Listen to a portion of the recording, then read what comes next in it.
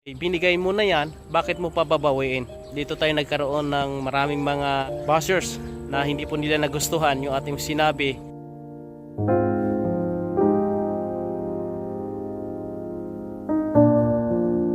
Ito po yung pinagawa nating bahay mga kababayan na nagkaroon po ng problema. Kaya ito mga kababayan, paliwanag ko po sa inyo.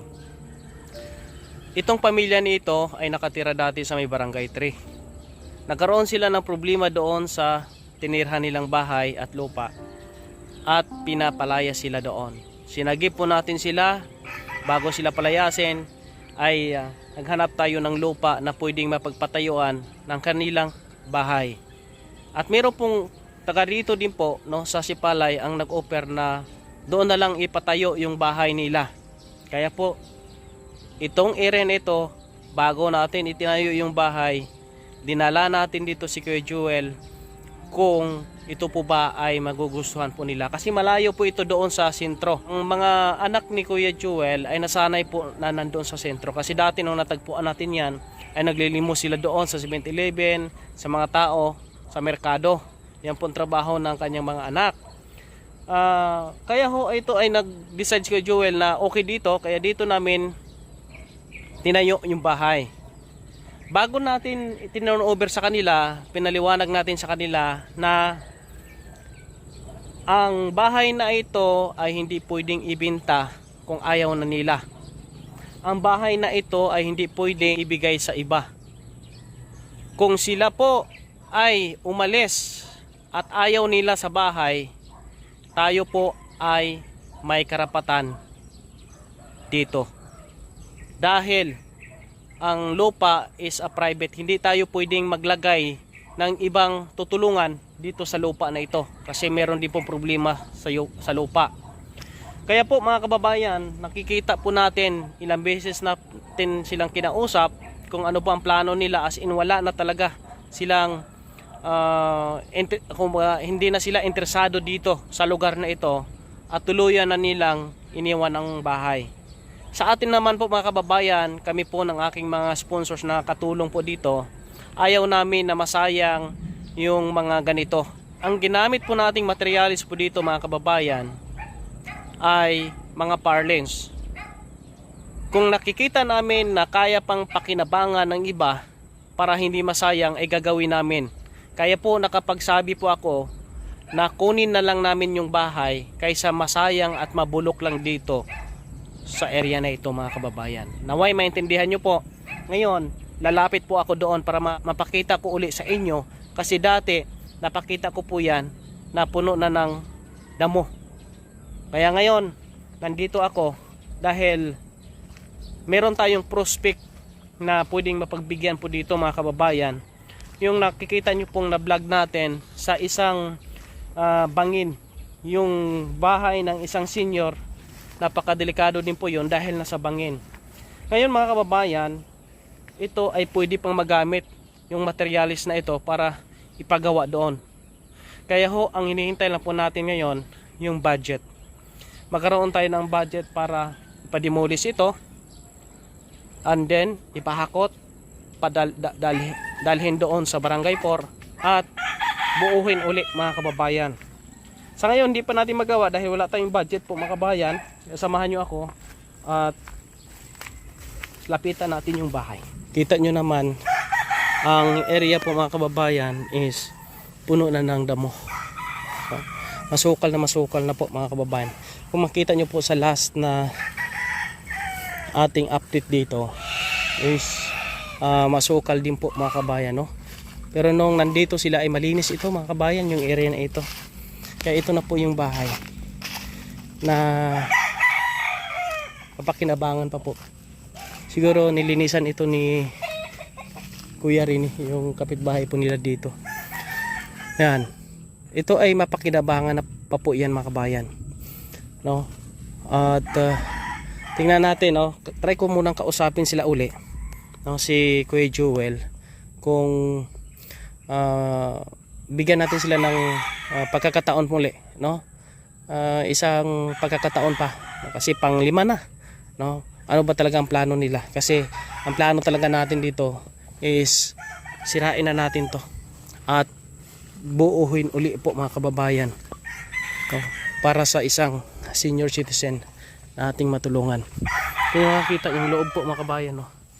Yan, mga bakal po yan na magagamit pa po natin sa pagbuo ng bahay po mga kabayan. Pasukin natin yung loob. Ito yung loob po mga kabayan, no? Yan, no? Kinakalawang na nga po mga kabayan, wala na. Ito sa taas okay pa yan, no? Wala na dito. Ang iba kinakalawang na.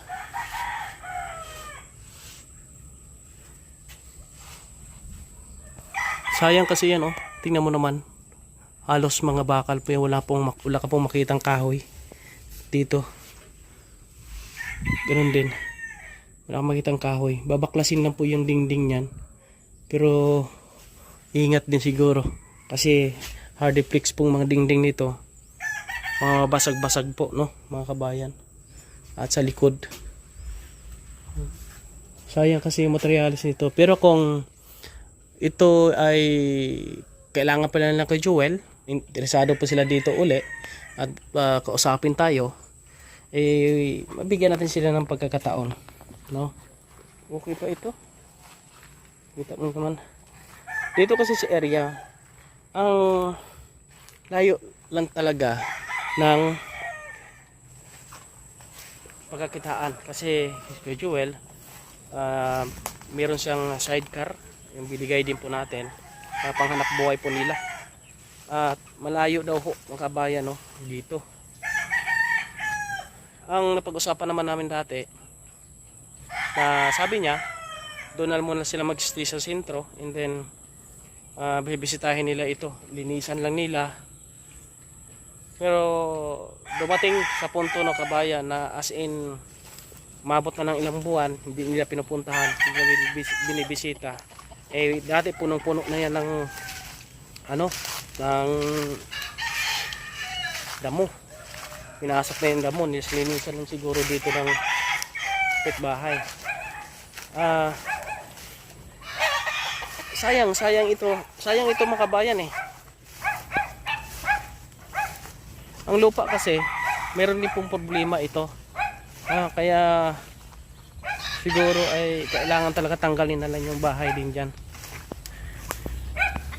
Si Kuya Joel, wala naman pong lupa din na mapagpalipatan. Sabi ko nga sa kanya, kung meron kang makita Kuya Joel, kung meron kang lupa na nandyan sa sentro, ay yung sayo na pwedeng mapaglipatan yan, lipat natin yan na walang problema. Pero kung wala naman at hayaan nyo na lang dyan hanggang nababulok, ay hindi na po natin papayagan po mga kababayan. Kaya ito yung assessment natin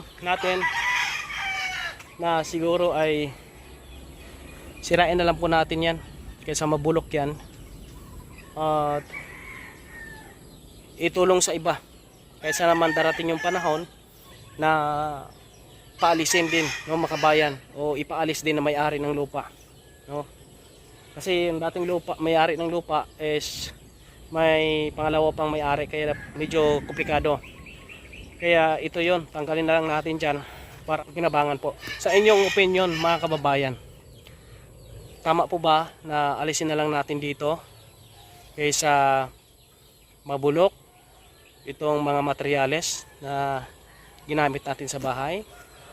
Comment po kayo dito mga kababayan. Comment nyo po ang inyong mga opinion kung ano yung mga dapat na gawin. Maganda din po na meron pong ibang mga suggestion tayong mababasa, makikita para tayo ay makagawa ng maayos na decision po mga kababayan. Please share ng ating video at sa ating mga tinutulungan. Maraming salamat sa mga sponsors po natin, followers and subscribers na sumusuporta pa rin sa ginagawa ni Kuya Raymond. Ang ating mission ay hindi perpekto, no? Ang ating mga tinutulungan ay hindi po perpekto po. Kaya kung may mga problema ay kailangan talaga na gawa ng solusyon at gawa ng paraan kung ano ang nakakabuti na hindi po masayang mga kababayan ang ginastos, ang pagod at effort ng mga taong gumawa po mga kababayan. Maraming salamat po and God bless po sa inyong lahat. Lagi niyong maaasahan, kaibigan at sandalan. kailangan niyang mga kababayan.